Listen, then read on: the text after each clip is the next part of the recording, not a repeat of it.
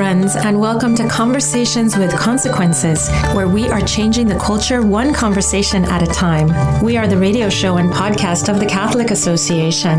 We address the issues that interest you, puzzle you, inflame you, in the hope that we can bring some clarity, even to the darkest corners. You can listen to Conversations with Consequences on the EWTN Global Catholic Radio Network, Saturday mornings at 7 a.m. Eastern Time, or you can catch the encore at 5 p.m. We are also on Sirius XM Channel 130. Of course, our radio show is always a podcast. Go to thecatholicAssociation.org/podcasts or directly to wherever you listen to your podcasts. I'm your hostess, Dr. Gracie Christie, and we're going to be exploring some very interesting topics today, very important topics. You may have been following along with the Wall Street Journal's expose of the Facebook files. This is a real eye-opener. A lot of things that we suspected but didn't have confirmation of. In particular, the toxic environment that social media is creating, especially of how it affects young people, especially girls. My TCA colleague and co-host Maureen Ferguson will be with me at the bottom of the hour to flesh out some of the major issues with the social media network and its effects. But first, I'm happy to have my TCA colleague Lee Sneed with me as we chat with Dr. John Bruchalski. He is OBGYN, a pro-life OBGYN at Divine Mercy Care and Tepeyac Clinic in the DC area. He serves so many women and babies as an OBGYN and also travels across the nation sharing a pro-life message and helping women choose life. He was just named the recipient of the 2022 Notre Dame Evangelium Vitae Award. Lee, thank you so much for joining us today as co-hostess. Before we bring Dr. Bruchalski on, I'd love to chat with you about one of the many things we have in common. We're both adoptive mothers. And our experiences are different, but I'll talk about mine first. I have 3 sons, all adopted domestically as newborns. I have a 16, almost 17-year-old, and then after he was born, we adopted twins. Nice. And sometimes I do hate to share my story as much as I love to preach the joys of adoption to anyone interested, because it wasn't very long. It didn't take us very long to get matched with a birth mother. In fact, it was about 6 weeks between our first meeting with the adoption agency, getting chosen by birth parents, and then having my newborn baby in my arms. 6 weeks? 6 weeks, about 6 weeks from the first meeting, and then it was about 1 to 2 weeks before the due date that we found out we'd been chosen. And so that's amazingly.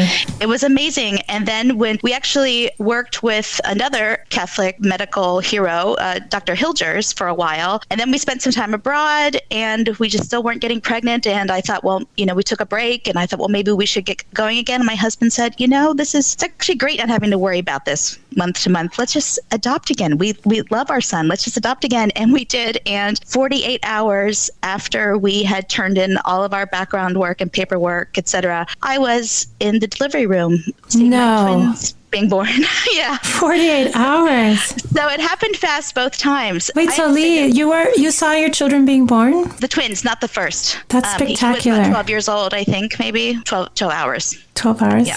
I have a sadness in I love my adopted daughter, and I give thanks for her day and night. And I feel sad that I didn't know her for the first months of her life, that I wasn't at her birth, that I wasn't in the beginning when I first fell in love with her. I thought about this all the time, and it hurt me that I wasn't there for her. Now, as I see her developing so well and so beautifully, I don't think about that so much, but definitely it was a sadness for me. So I'm really happy that you had them right from the beginning. That's very nice. It's always relative too, because so you had that experience to compare with your biological children. For me, I didn't have biological children, so I wish that I had sort of known them in the womb, and been able to be with them from the first moment. And although we like to say they were in our hearts, there's something very physical about a mother-child relationship, especially in those early days. And for me, I was lucky that I worked with a wonderful lactation consultant, and a lot of women don't know it's possible, but I was able to induce lactation. Were you really? Yes. And they were newborns. Cooperate with you finally.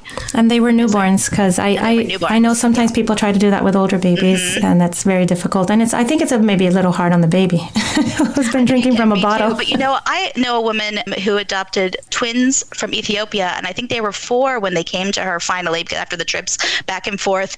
And one of them just sort of asked for the breast one day, and she actually wrote about it in her blog. I think it was Slow Mama, actually, was the name of the blog. I'm not sure whether it's still up or not, but it was a beautiful story about how she just felt that feeling just to say yes. And her daughter nursed for comfort for a little while she made the transition into her new family. And it was gorgeous. Yeah, it was really moving and beautiful. The process of falling in love with your children and having your children fall in love with you. For you, maybe it was a little different because they were newborns, but many moms by adoption and fathers by adoption, we do this when the children are a little older, and it's really a lovely process. It's very different from giving birth and receiving the children as newborns or right from our own bodies, but it's so pretty. And I was actually talking to my adopted daughter, is now 14, and on the way to school a couple days ago, I was telling her that adoption is the way that God relates to each of us that's how he chose to relate to us. He adopts us and he makes us his children through adoption. I was telling her, you see, it is such a lovely, elevated, dignified, noble thing that God chose it. God chose that as the vehicle by which he would communicate with us. He would make us his own. And so I'm sure I've said this to her before, but I think it really registered this time. I told her, you're a very special girl because you have your birth parents somewhere, and I'm sure they love you and think of you all the time, and we pray for them and they pray for you, I'm very sure. And now you have this relationship with us that it mirrors the relationship of God with his children, with his human children. Yeah, and I think that's a story that needs to be retold to our children over and over again because, they mature so fast and their little minds and their souls change all the time, and they relate to that information in a different way. So yeah, I think it only gets better. Now, the reason, Lee, that you and I wanted to talk on the show about this particular topic about adoption is because October is Respect Life Month, and adoption is the loving option. As my daughter was holding a sign on the side of the street a couple days ago. My son did that too. Yeah. He said, adoption is a loving option. It's the same sign. Yep. All his friends actually handed him that sign when they all went down to the pro-life march. Yeah. And it's such a beautiful sign because truly, once you have an adopted child, once you know an adopted child, you realize there are no extra children. There are no unwanted children. There are no children that ought to be destroyed. Every single child is this perfect gift from God. If only we can find the grace to receive them. Absolutely. Absolutely. So let's hope that October Respect Life Month, there's lots of demonstrations, lots of thoughtful dialogue about what's better. I had this talk with somebody. I invited a woman I know. I don't know her very well, but I invited her to go to the march with us. This was a Chain for Life a few days ago that's held all across the United States. She said to me, I would never personally, this is a very common refrain, I would never personally have an abortion, but, I worry about all those children that are born and then abused. And maybe it would have been better for them. And I said to her, she didn't know I had an adopted child at the time. So I said to her, well, there's other options. There's more options than death or abuse. I said, there's adoption, for instance, like, my daughter. She goes, oh, I didn't know. She said, you're right. I'm going to come to that march. So, that's wonderful. Good evangelizing. That is good Yeah, I think we need to change hearts one at a time and try to create that culture, one person at a time. Create the culture where abortion is unthinkable. And that adoption is always celebrated because I've had people even say, when I say well, my children are adopted, they'll say, oh, I'm sorry. Oh. I'm like, what? Are you kidding? It's the best thing that has ever happened to me. And, I like to think it's pretty good for them too, but, I'm sure it's wonderful for them. Yeah. So anyway, it's just so I think that people have some ideas that are stuck in the past with maybe some bad practices. They've heard a few horror stories and it tarnishes the whole beautiful practice. Well, there's humans involved in it. So there's going to be mistakes and things are going to go wrong sometimes. But for sure, it's the loving option. Lee, it's really wonderful talking to another adopted mom about these beautiful concepts. I hope that our listeners are moved by our experiences. Me too. I love talking about adoption. I could talk about it all day long. Now let's bring on the phone Dr. John Bruchalski. He is a physician and OBGYN extraordinaire. He heads up the Tepeyac Clinic in Northern Virginia, and he is also the man behind Divine Mercy Care. He's an OBGYN who has devoted his life after his conversion to making the world of OBGYN a world that is completely welcoming to the child, sees the child as a patient, sees the mother and the child as a unit. In fact, sees the mother and the father and the child as a unit, sees the whole family. So let's talk to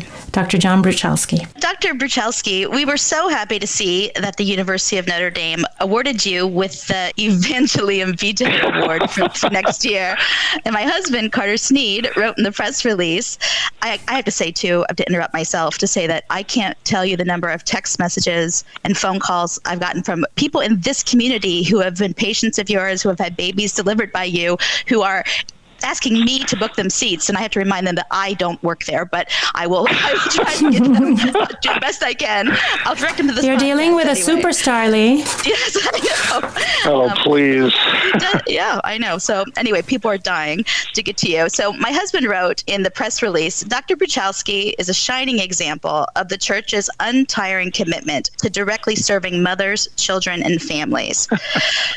Your work is such a vital component to our pro-life commitment as Catholics, and your work, Doctor, has been spurred on by your own conversion.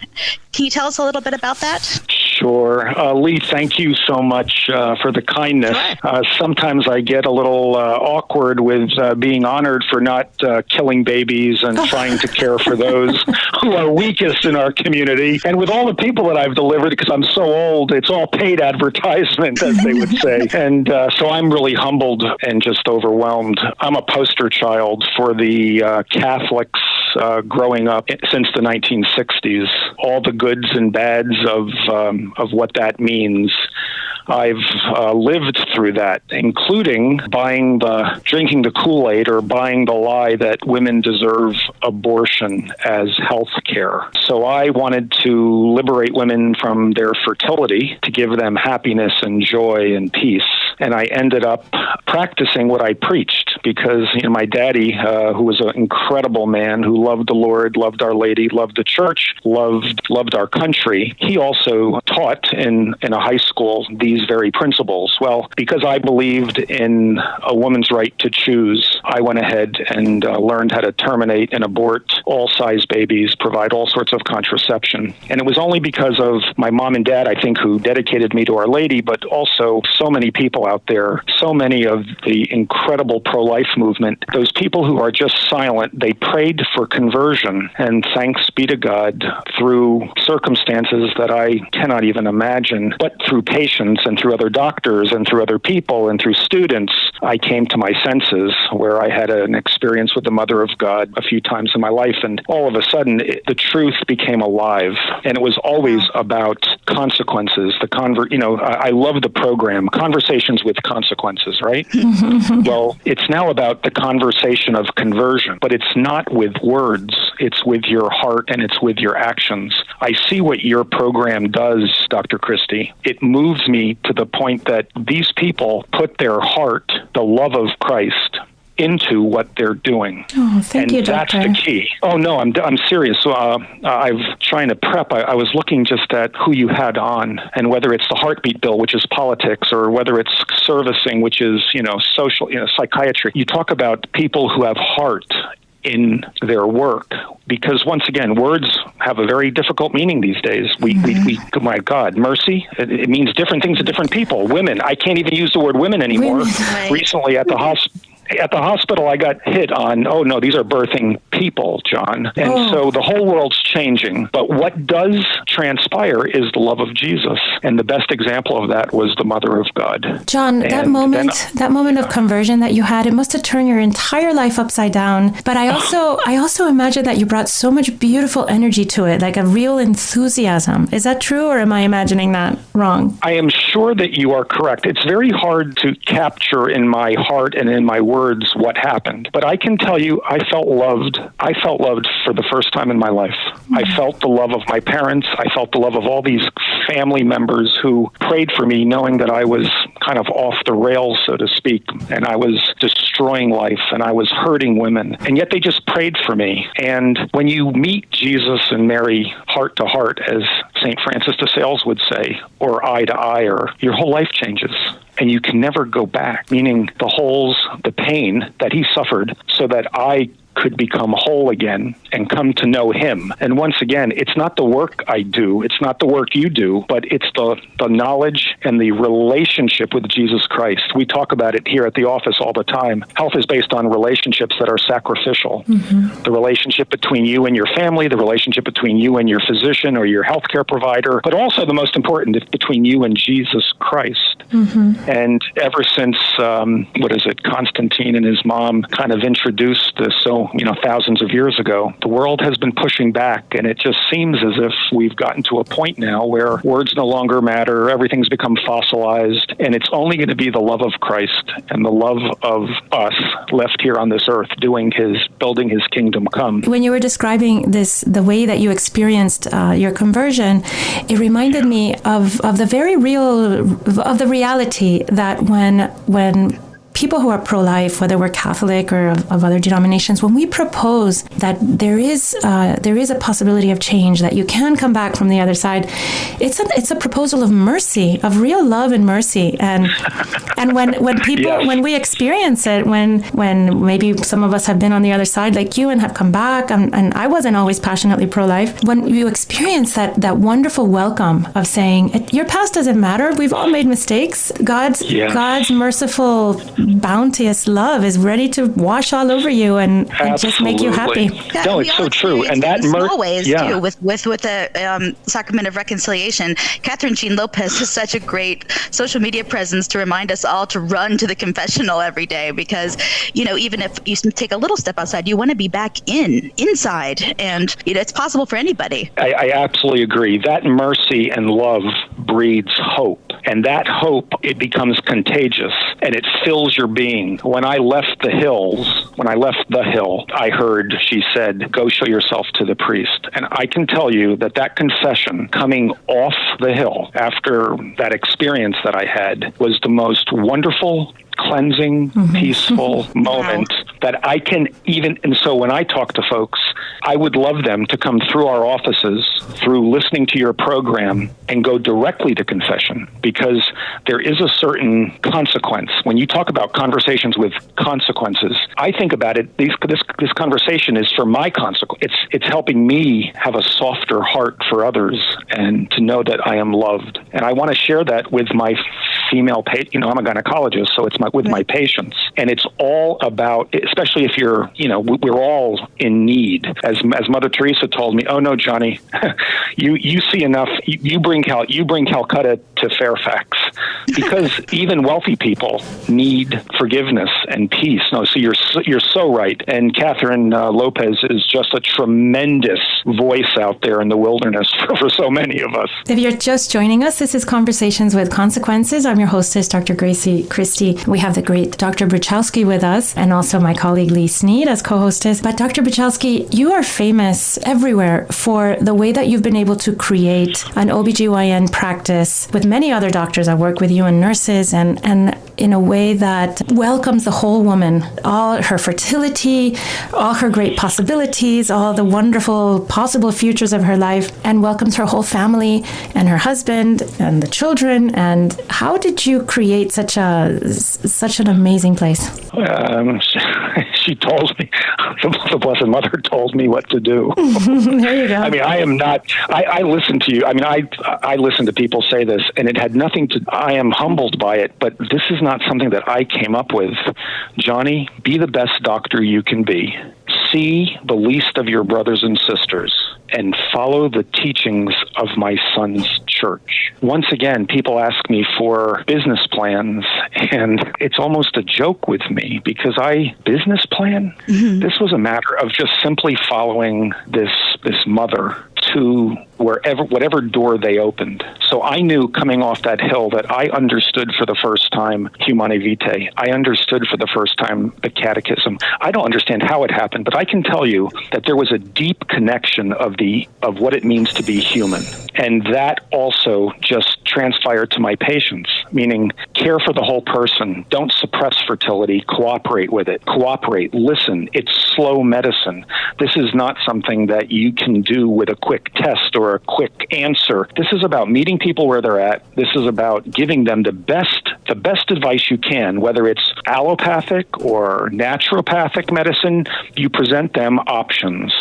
And then you give them good science, and then you allow the Holy Spirit to enter through good prayer, body, soul, and spirit. You work on the forgiveness of parts of your life, and then you just begin to put into play the therapy or the treatment, and the good Lord does all the hard work. In our case, I just knew that I had to partner with all the different pregnancy centers in the region in order to fulfill the love of Jesus to my community, to allow us to become a vehicle for the power of the Holy Spirit. But that was literally just going to them and saying, hey, send your patients to us. We'll find a way to pay. The first few years we were for profit. We try to pay it out of our profit margin.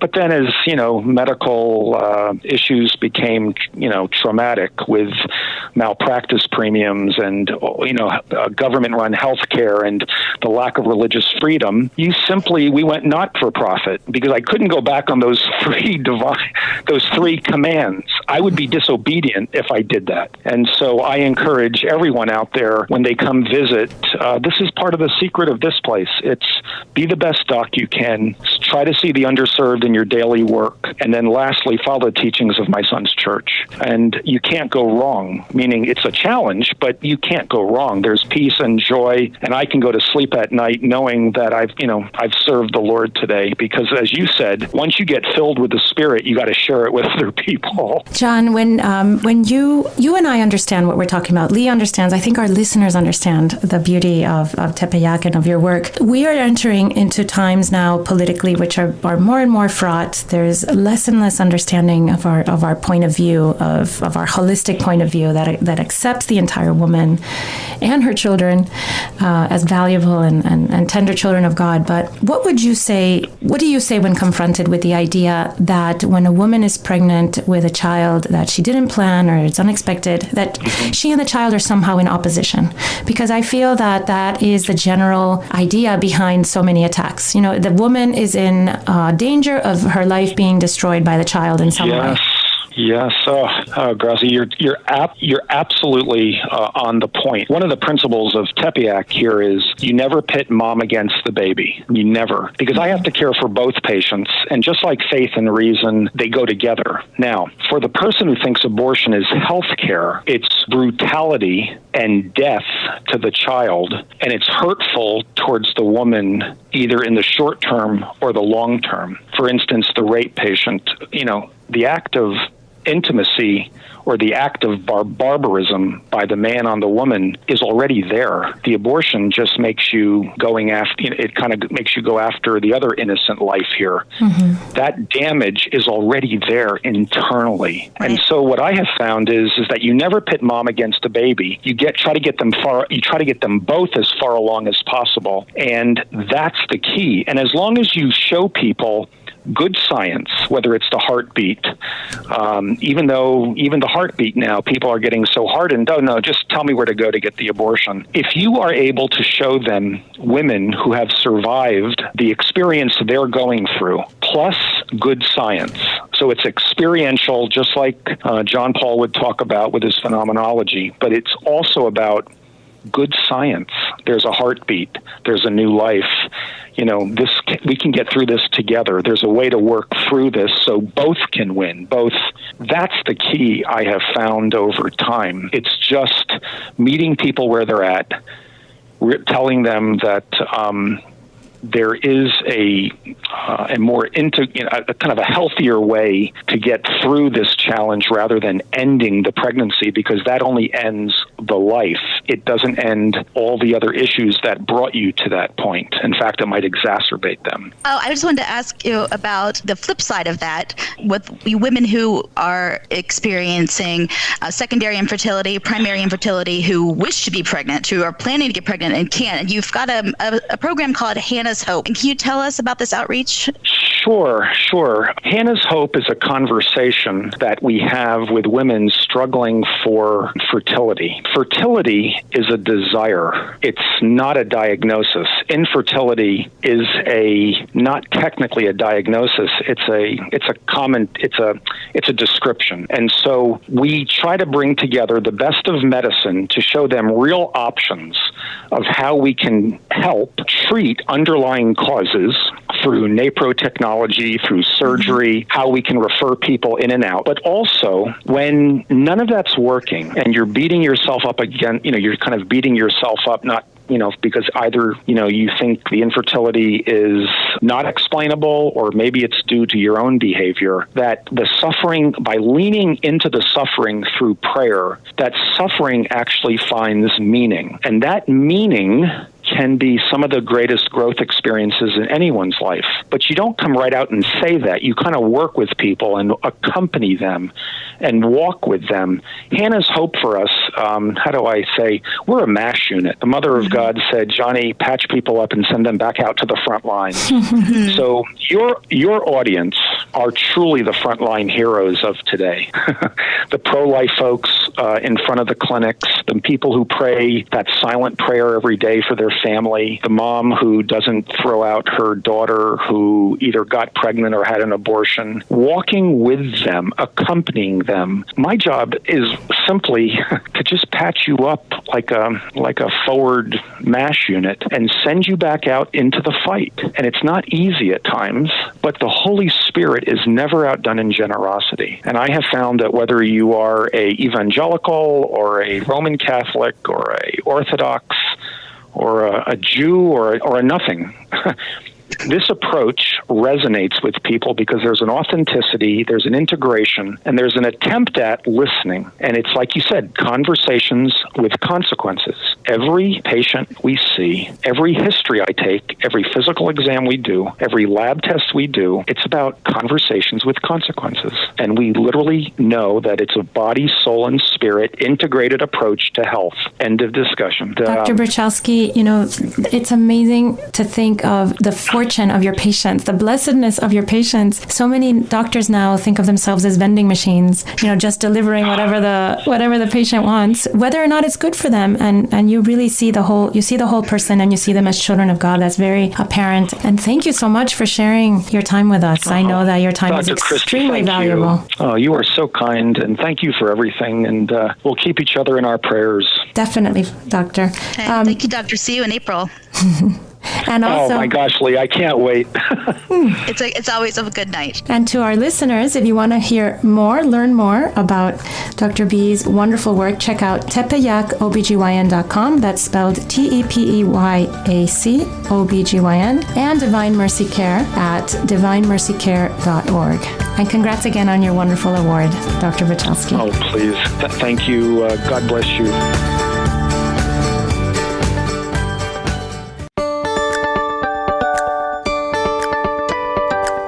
Welcome back to Conversations with Consequences. I'm your hostess, Dr. Gracie Christie, alongside my TCA colleague and co-hostess, Maureen Ferguson. Welcome to the show, Maureen. Hi, Gracie. Great to be chatting today. I really wanted to talk to you about the Facebook files and everything that we are learning, things that we suspected, things that we were afraid were true, but now we seem to have a lot of proof to back up our suspicions, all from the Wall Street Journal, very well researched, and things that are, making us stop and say, did we really just hand our lives and our children's lives over to these tech giants who don't seem to have our good in mind? Well, that's exactly right. And this Wall Street Journal series has really been explosive because there's a whistleblower at Facebook. She is coming before Congress this week, actually, to share all of her documents, many of which the Wall Street Journal has already been digging into.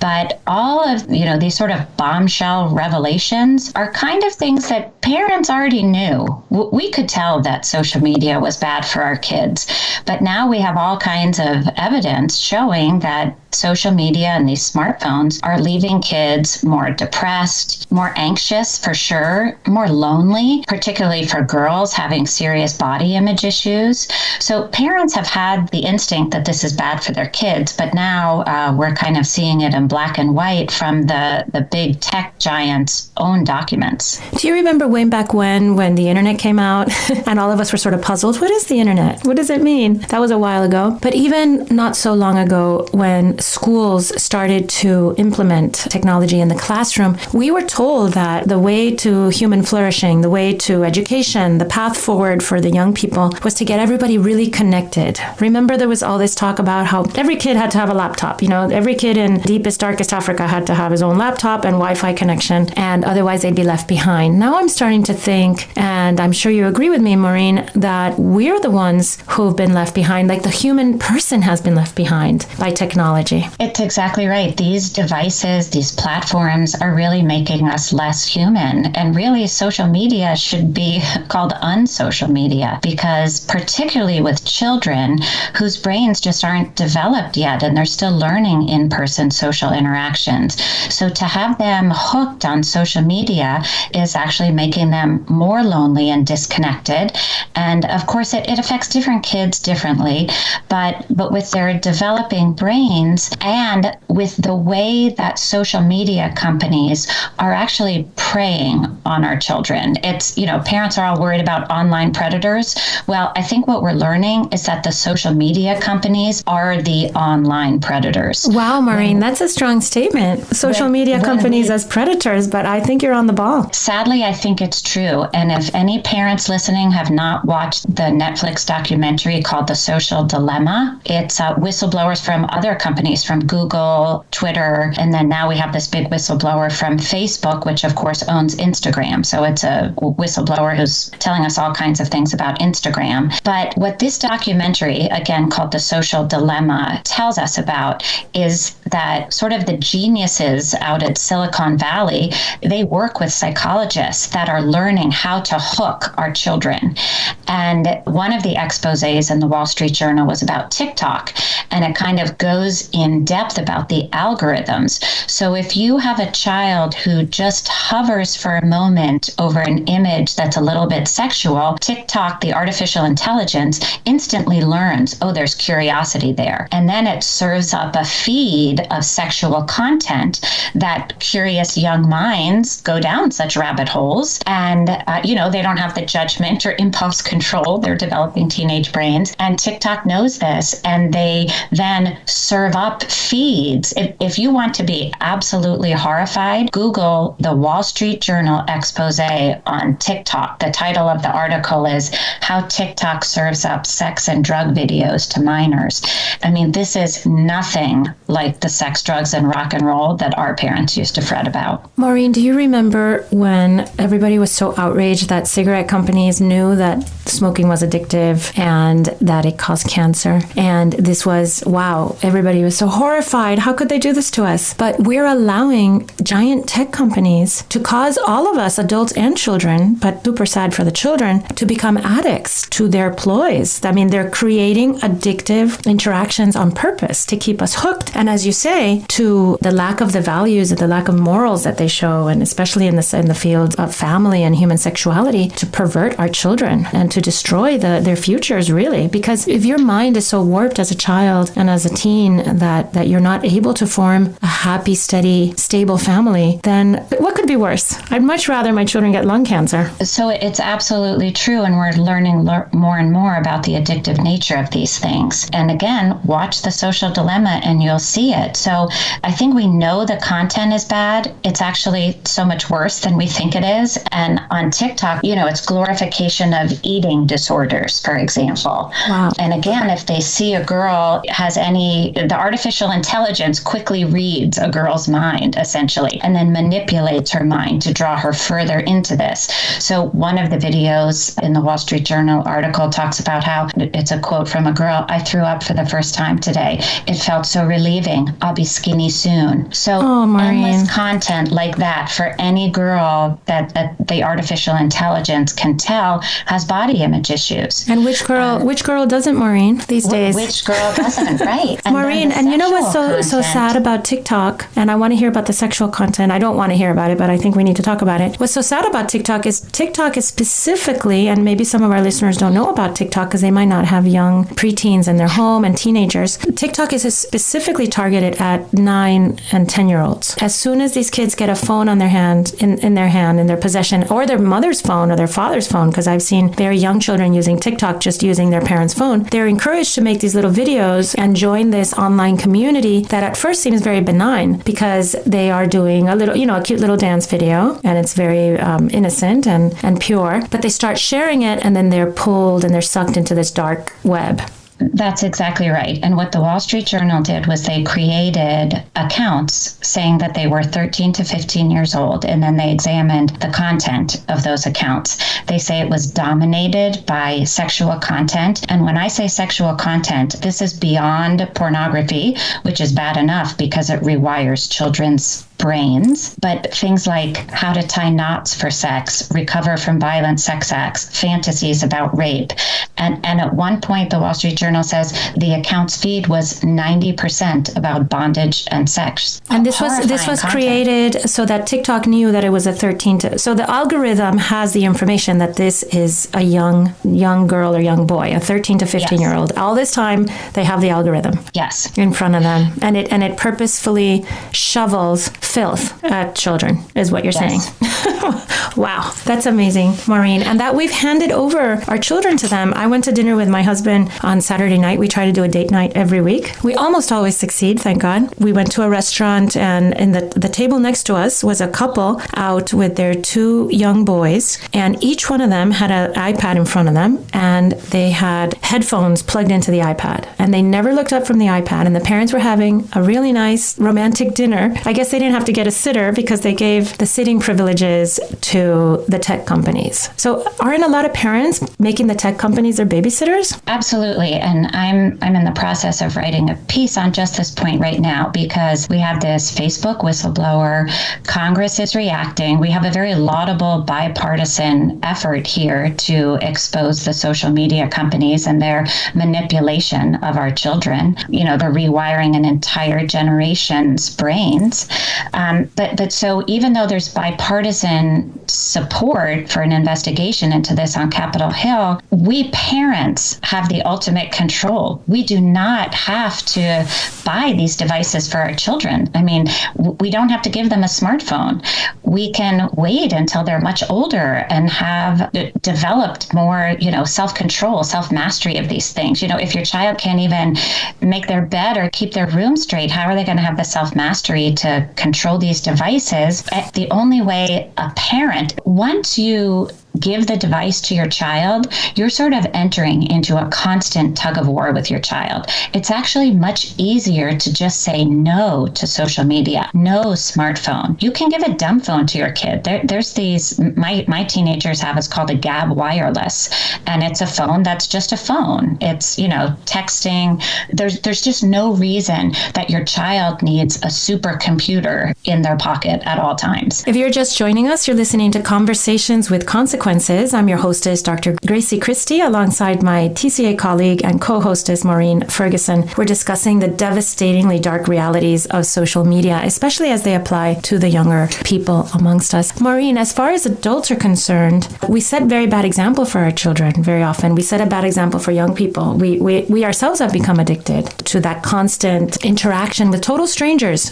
And many times it's total strangers. Many times it's people that we don't really have any interest in or relationship with, but we're interested in whether they like our little post or our picture. I think a lot of us get drawn into it because we want to see, we want to communicate with, see our friends' lives, is how they're going, and we're drawn there by affection and by for good reasons. But we quickly then become addicted. So I can just only begin to imagine what it is for a young person. I watched it happen, but you and I had the kind of childhoods where we played outside, and when we had relationships, we had to make them face to face, heart to heart. It's very sad for children that they're missing so much to instead be given, like you say, a supercomputer in their pocket. Well, it's true, and my point is we don't have to say yes today. And the best way to do it is to get together with the parents of your children's friends and get together, collude together. Parental collusion is a good thing when you're looking out for the good of your children. Very true. But get together and say, we're going to put off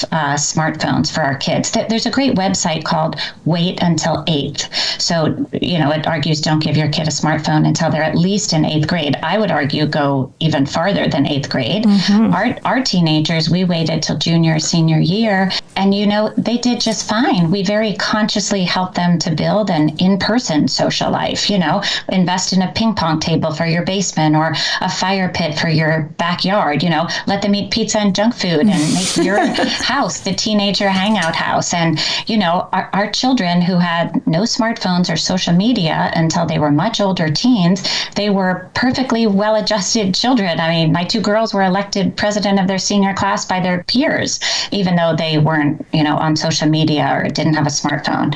So it's possible to help our children to build in real life social lives. And it's so much healthier for them to grow up without being influenced by YouTubers and TikTokers and being manipulated by these Silicon Valley algorithms. It's, you can actually outsmart the artificial intelligence of the Silicon Valley geniuses by not giving these devices to your kids. We are making them prey when we hand them the device, right? There's predators, whether those are people, but also algorithms and also tech companies, and we make them prey when we give them the phones. What do you think? You mentioned Congress taking a look at this, investigations by the government. What do you think would spark their condemnation? Is it the fact that the algorithms are built to create addiction, or is it the fact that what people are being exposed to, especially children, is so degenerate? Because I wonder if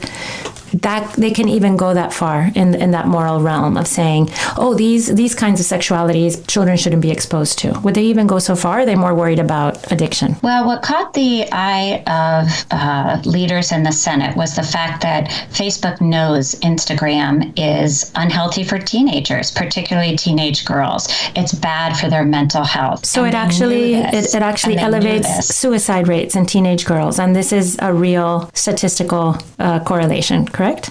Yeah, so I think they're taking a public health perspective on it, and like you were alluding to earlier with the cigarette companies who claim that nicotine wasn't addictive. It's a similar dynamic here that Congress is saying, hey, this is bad for the mental health of our teenagers. You're hiding that information. You have not been transparent with the public. So now we have Senator Marsha Blackburn and Senator Richard Blumenthal, a Democrat. So you have a Republican and a Democrat who are holding their second hearing on this week to look into it. But again, I would say the politicians are going to argue back and forth, but it's parents who are in charge of their children. And I would encourage parents, be confident in your leadership. In your gut that this is not good for your kids. So it doesn't mean you have to be a Luddite. Your child can do all their homework on a family computer in the living room, family room, kitchen, a public place where they won't be tempted to go down these very alluring rabbit holes. And you can give them a phone. There's a product called the Light Phone, Gab Wireless, I mentioned. Your kid can have a phone. It just doesn't have to be a supercomputer. If we don't want to raise screenagers, then don't give them screens to be connected to 24 hours a day. I mean, we're raising cyborgs, and you point out that we ourselves struggle with being addicted to these devices. So we do have to set a good example, set limits on our screen time. And I guess my sort of thought with parents is that it's actually much easier to say no. It's easier to raise a happier kid. It's easier to raise a kid that's not being filled with this very insidious content that, is making them less mentally healthy. The lack of mental health, where do you think it comes from? I can think of a couple things, right? First of all, it raises expectations, especially for girls, of a certain kind of bodily perfection that they can't meet. It raises expectations of this fabulous social life where 1,000 people are liking you, and if they don't like you, you're a failure. Another thing that I see that is very damaging for boys and girls is that kind of public life where everything that they do is broadcast, I think that lack of privacy, that lack of having your own tender spaces that you keep to yourself and you share maybe with your family and your closest friends, that has to be very bad for kids' mental health. What other things do you think are damaging our kids in that sense? Oh, I think you hit a lot of them. I mean, certainly the body image and, fear of missing out, because then kids are aware of every party they weren't invited to. The whole idea of life as sort of performance, sort of living, instead of living in the moment, enjoying the people that you're in person with, the thought of, I have to get the perfect picture of this moment for my self-presentation online, for my image online. And I love what you said about sort of your own sort of private, tender spaces. We don't have to announce our relationship status online at every step of the way. So I think you hit a lot of them, Gracie. Another thing that I see young people doing that I think is very damaging is they've exposed themselves to shame and also their families. Young people get very passionate. You remember being a young person, right, Maureen? We're at the same age. I think it wasn't that long ago. And you get passionate when you're young, and you want to live out loud and say all the things that are at the top of in the front of your head. And sometimes those things aren't, they're not good to say. They're going to cause you shame now or later, or your family. I see a lot of young people acting out online in ways that are going to hurt them very badly. Well, it's true, because teenagers often don't have the judgment and experience to know what to say online or what not to say online. And I think parents often feel so powerless over these devices. But again, I just want to encourage parents that you do actually have power over these devices, because you don't have to give them to your kids. Your kids don't have to be online, and it's actually easier to raise kids who are not hooked on these devices and platforms. So I just encourage parents to be strong and confident in saying no. Oh, thank you, Maureen. That's really good advice. And yeah, let's parents stick together and stop letting tech companies raise our children for us. We can do a much better job. Thanks for joining me today, Maureen. Great to be with you, Gracie. Every morning, the Catholic Association reviews all the latest news and sends our subscribers a carefully curated collection of the most important news of the day. Items are specifically selected for a smart Catholic audience like you. Don't let the world take you by surprise. Subscribe to our daily media roundup at thecatholicassociation.org. And now, Father Roger Landry offers us, as is customary, a short and inspiring homily to prepare us for this Sunday's Gospel. This is Father Roger Landry, and it's a privilege for me to be with you as we enter into the consequential conversation the risen Lord Jesus wants to have with each of us this Sunday, as we eavesdrop on his famous dialogue with the young adult Christian tradition has dubbed the rich young man. The rich young man was a good man. He had kept the commandments of the Lord from a young age. He was concerned about the deepest and most important questions, like the one he asked Jesus: what good must I do to inherit eternal life? He already had some faith in Jesus, coming to him not just as a rabbi who knew a lot, but as a good teacher, whose whole bearing intrigued him to approach and ask about the way he should live in order to live forever. He also recognized that despite all his material wealth, despite even his moral goodness, there was something missing in his life. His heart yearned for more. He knew he was called to something greater. The life God intends for us consists, he realized, in so much more than merely not breaking the Decalogue. So he asked in St. Matthew's account of the same scene, "What do I lack?" Jesus looked at him with love and gave him the challenging, brutally honest, direct answer to his question. You lack one thing. Go, sell what you have and give to the poor, and you will have treasure in heaven. Then come follow me. It was a highly paradoxical answer. What he lacked was precisely that he had too much. He lacked total detachment from substitutes, so that he could attach himself to the absolute. He had previously lived a good life, but Jesus was now calling him to greatness. He already had some faith in Jesus as a good teacher who was reflecting the goodness of God alone, but Jesus was now calling him to an upgrade in faith, a total commitment. He had previously kept the second tablet of the 10 Commandments, all about love of neighbor. But now Jesus was calling to a much more radical following of both tablets of the Decalogue, to love his neighbor to the point of using all his possessions to care for them, and to loving God to the point of accounting him more valuable than all his stuff, and following him on the path of total self-giving love. St. Therese Lisieux, whose feast we celebrated at the beginning of October, taught that we grow in the spiritual life by subtraction, not by addition. Once a young religious sister sighed in her presence, saying out loud, "When I think of everything I still have to acquire." And the little flower replied, "You mean to lose? You're wanting to climb a great mountain, and the good God is trying to make you descend it. He's waiting for you at the bottom of the fertile valley of humility." The rich young man needed to learn this lesson. Unfortunately, he wasn't ready for the challenge that spiritual perfection requires, because he had so many possessions that owned him. He looked at the path of holiness as something he could add on to what he already had, whereas it was an emptying precisely so that Christ could fill him. The Lord is always asking us to let go of many of his gifts in order to help us recognize that the greatest gift of all is the giver. The rich young man got the answer to his question that was erupting from the depths of his being, but he didn't like it. In fact, St. Mark tells us he was shocked and went away grieving, for he had many possessions. When given a choice between Jesus and his money, the young man chose the money and went away sad, because he was still lacking something that with all his wealth left him consciously imperfect and incomplete. This young man couldn't give up the wealth to follow the creator of every earthly treasure. Without a doubt, he was thinking he could both have his money and have what he was lacking.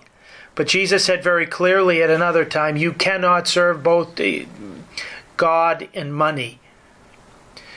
We can similarly be trapped by our own hanging on to money. Jesus used the image of a needle and says that we'll never be able to pass through the eye of the needle into his kingdom as long as we're still grasping onto the fruit of our labor.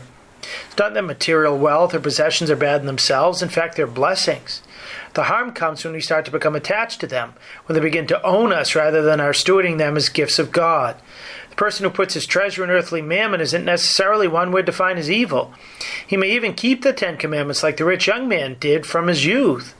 The lover of wealth in this world might even consider God really, really important. But for him, God is not God. God is not the most important thing in his life.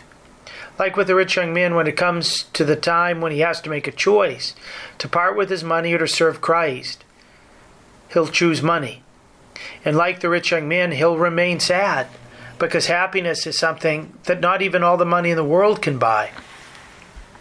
So what is a rich man or woman, and all of us are rich in relation to the vast majority of people in the world, to do? Jesus' disciples were exceedingly astonished at the severity of Christ's statement and asked, then who can be saved? We ourselves can ask, do any of us have a chance, or are we like camels before a microscopic hole? Jesus says in the gospel that God makes it possible for us to be saved. He shows us the way, but those looking for an easy path are going to be disappointed. He tells us, go, sell what you have, give the money to the poor, and you will have treasure in heaven. Then come follow me. Some preachers have done harm to people by trying to water down the stark and challenging threefold imperative of Jesus. But other preachers have perhaps done more harm because they've interpreted what Jesus said in a univocal way, saying that what the Lord is asking of us with all our responsibilities is to go down to the local pawn shop, get rid of all our stuff, and then go give it in lump sums to individual poor people, or the St. Vincent de Paul Society, or the food pantry in our parish, or the Salvation Army. It all comes down to what the Lord means by selling what you have. What he's getting at is spending our money, putting our resources at the service of love of others. There are many ways to give this money away.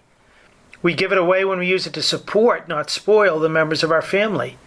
We give it away when, if we're, for example, a business owner, we use our capital to create jobs so that people can have work and support themselves and their loved ones. Such people also give away when they pay not just a fair wage, but a generous one to their loyal employees so that they can more easily make ends meet. We give it away when we give it to the church founded to support the apostolic works of God. We give it away when we put it in the hands of Christ in the disguise of the poor and needy around us and around the world.